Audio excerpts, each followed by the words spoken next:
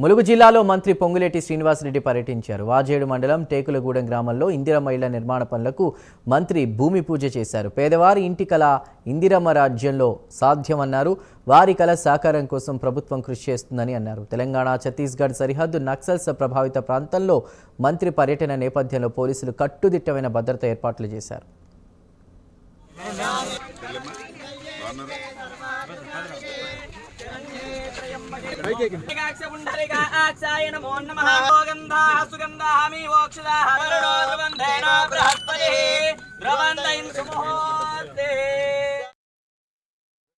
ప్రభుత్వాలు చేస్తున్నాయి.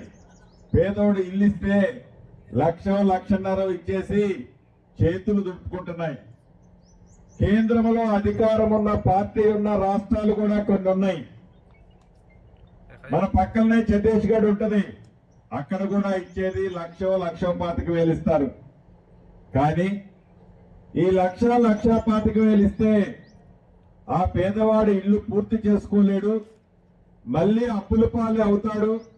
ఆ పేదవాడి కలలాగానే మిగిలిపోతుంది అని మన ఇందిరమ్మ ప్రభుత్వంలో మీ దీవెనలతో వచ్చిన ఈ ఇందిరమ్మ ప్రభుత్వం గౌరవ ముఖ్యమంత్రి రేవంత్ రెడ్డి గారి నాయకత్వంలో చిత్తశుద్ధితో ఈ రాబోయే మొదటి విడత ఇప్పుడు మీ అందరికీ ప్రతి గ్రామానికి కొన్ని ఇచ్చాం. ఈ నియోజకవర్గానికి 3,500 ఇచ్చాం.